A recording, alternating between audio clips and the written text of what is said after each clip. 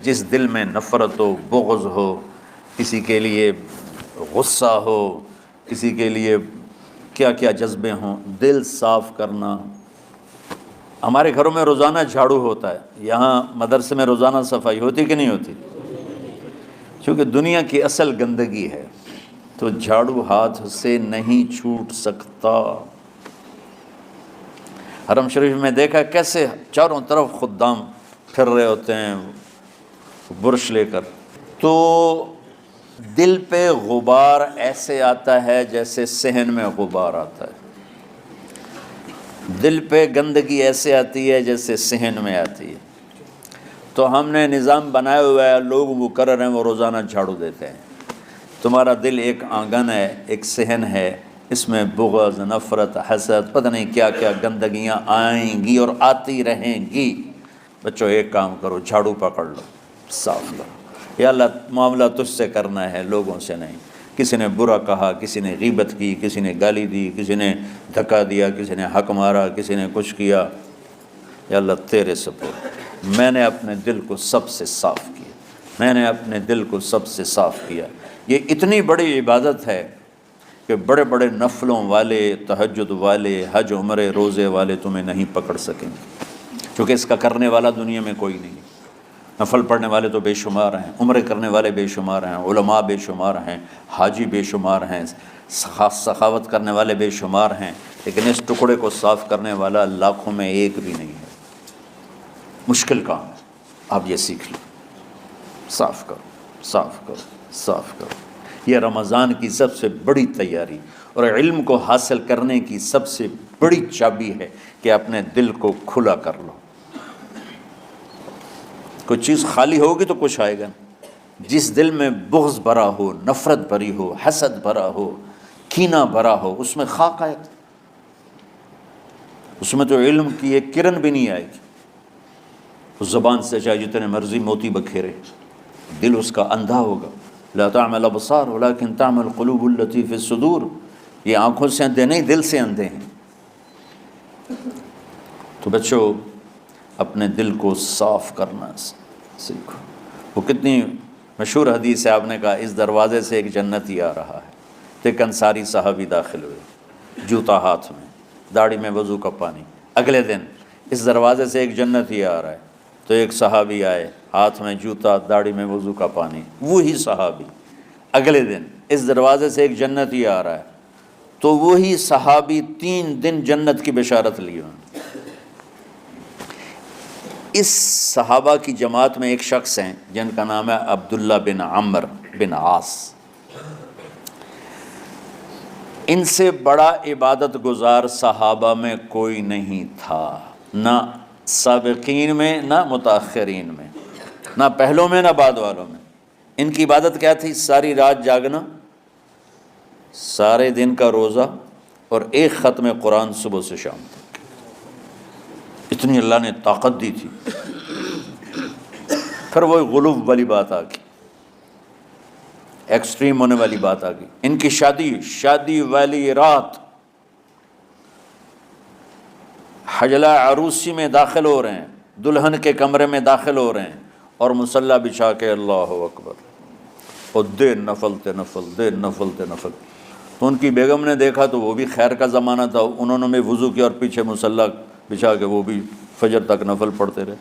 صبح ہوئی تو حضرت عمرو بن عاص رضی اللہ عنہ نے پوچھا، بیٹی رات کیسی گزری؟ کہا جی ماشاءاللہ آپ کے بیٹے تو بڑے عبادت گزار ہیں، ساری رات نفلوں میں ہی گزری۔ تو وہ ان کو شکایت کر دی۔ حضرت عمرو بن عاص کو اتنا غصہ چڑھا، وہ بیٹے کو تو کچھ نہیں کہا، کتنی حکمت کی بات ہے، سیدھے گئے اللہ کے نبی کے پاس، یا رسول اللہ یہ عبداللہ دیکھیں کیسا نادان ہے، اس کی شادی کی ساری رات نفل پڑھتا رہا۔ تو آپ کہتے ہیں ماشاءاللہ ماشاءاللہ کتنی بڑی بات ہے، نفلوں میں گزر گئی، رات بھی نفلوں میں گزر گئی۔ تو آپ نے حضرت عبداللہ بن عمرو کو بلا کے ڈانٹا کہ تو نے مہینے میں 3 دن روزے رکھنے ہیں، بس اس سے زیادہ نہیں رکھنے،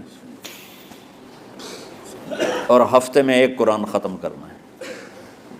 کہا یا رسول اللہ میرے اندر طاقت زیادہ ہے۔ پھر اچھا 15 دن روزے رکھنے، کہنے میرے اندر طاقت زیادہ ہے۔ آپ اس کو تھوڑا تھوڑا کر کے گھٹاتے رہے، اور وہ ہر دفعہ نہیں یا رسول اللہ میرے اندر طاقت زیادہ ہے۔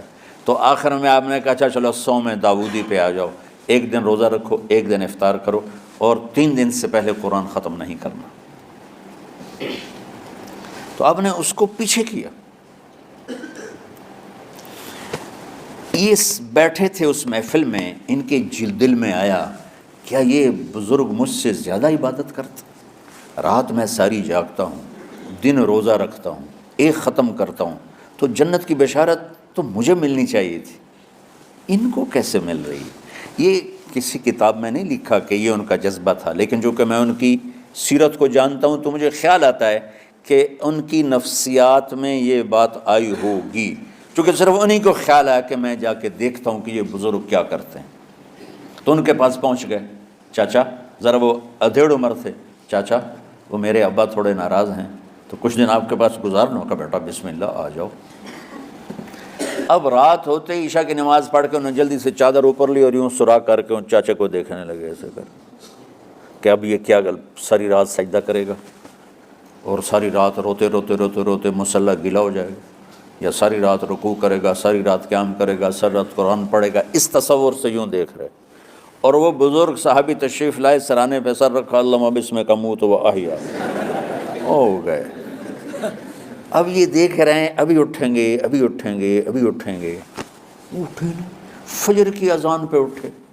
اب یہ تو حیران پریشان ہو گئے کہ یہ کیا ہو؟ اس زمانے میں تو منافق تہجد نہیں چھوڑتے تھے ڈر کے مارے کہ پتہ نہ چل جائے ہمارے کفر کا، تو یہ چاچا جنت بھی لے گیا تو ستا بھی پیا کہ چلو کل دیکھوں گا۔ اگلی رات پھر چادر سر پہ کر کے اور یوں سوراخ کر کے لیٹے ہوئے اور دیکھ رہے، چاچا پھر تشریف لائے اور سرانے پہ سر رکھا، اللہم بسمک اموت و احیا، ہو گئے۔ فجر کی اذان پہ اٹھے، یہ اور پریشان ہو گئے کہ میرا نبی کا فرمان تو سچا ہے، اس میں تو شک بھی کفر ہے، لیکن عمل کیا ہے جس پر اس کو جنت کی بشارت ملی؟ 2 رکعت نفل بھی نہیں۔ اور آج کے دور میں تم میں سے ماشاءاللہ اکثر بچے تہجد پڑھتے ہیں کہ ایک رات اور دیکھوں گا، تیسری رات اللہم بسمک اموت و احیا، ہو گئی ساری رات۔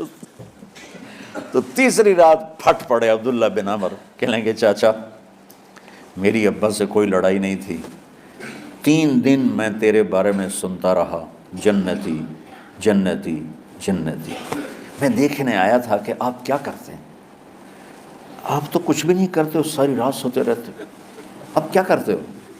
ان کا بیٹا یہی ہے جو تم نے دیکھا ہے۔ اب ان کو سمجھ میں نہیں آ رہا کہ یہ جوڑ کیسے بٹھاؤں، ادھر جنت کی بشارت، ادھر ساری رات خراٹے، اب یہ اس میں جوڑ کیسے بٹھاؤں؟ کیونکہ نبی کی بات تو غلط ہو نہیں سکتی۔ تو اب وہ نا ایسے نا بڑے بے دل سے ہو کر واپس مڑے، پتہ نہیں کی چکر ہوئے گی کوئی گل۔ جب وہ دروازے تک پہنچے تو کہنے لگے بیٹا ادھر آنا، واپس آ گئے۔ کہا میں تمہیں اصل راز کی بات بتاتا ہوں۔ کہا کیا ہے کیا ہے؟ تو یہاں ہاتھ رکھا، کہا یہ جو دل ہے نا اس میں کسی انسان کی نفرت نہیں۔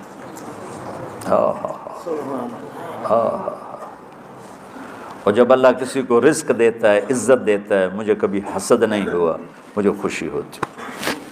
تو عبداللہ بن عمر نے کہنا تھا ہاں یہ بات ہے، نہیں، انہوں نے کہا ہاذا ہوا، اچھل کے کہنے لگے ہاذا ہوا، ہاں ہاں ہاں ہاں یہی ہے یہی ہے یہی ہے۔ پھر کہنے لگے چاچا پر یہ میرے بس کا نہیں ہے، کون کرے گا یہ؟ اتنے بڑے آدمی ہو کر کہہ رہے ہیں کہ یہ میرے بس کا نہیں۔ تو بچوں، دنیا میں جنتی بننا ہے اور علم اللہ سے لینا ہے تو اسے صاف کر دو، سب کی نفرت سے۔ سب، اس نے مجھے یہ کیوں کہا، اس نے مجھے یوں کیوں دیکھا، اس نے میرے بارے میں یوں کیوں کہا، اس نے میرے بارے میں یہ کیوں لکھا۔ جس کی تعریف ہوتی میری کتنی برائی ہوتی، صرف تعریف تو نہیں ہوتی، بھرا پڑا سوشل میڈیا مجھے گالیاں دیں۔ اللہ کے فضل سے میرے دل میں ایک ذرے کے برابر کبھی کوئی منفی جذبہ نہیں آیا، آئے تو میں دھو کے صاف کر دیتا ہوں، یا اللہ میں نے اپنے دل کو صاف کیا، میرا معاملہ تیرے ساتھ ہے، کسی کے ساتھ نہیں۔ یہی آپ رمضان کی سب سے بڑی تیاری، علم کے حاصل کرنے کا سب سے بڑا ہتھیار آپ کو یہ نہیں ہے کہ تمہیں کتابیں یاد ہو جائیں، تمہیں اشعار یاد ہو جائیں، تو ساری امت سے کہتا ہوں رمضان کا استقبال کرو، دلوں کو صاف کر کے، نفرتوں کو مٹا کے، مذہبی نفرت، دنیاوی نفرت، رشتوں کی نفرت، بول چال کی نفرت، سیاست کی نفرت، لین دین کی نفرت، ان سب سے اپنے دل کو صاف کرو تاکہ رمضان میں اللہ نے علم اتارا، اللہ تعالیٰ آپ کو علم عطا فرمائے، اور باقی لوگ جو عام دنیا میں زندگی گزار رہے ہیں ان کے دلوں میں اللہ رمضان کا نور اتارے اور ہدایت کا نور اتارے۔ یہ سب سے بڑی تیاری ہے اس کی۔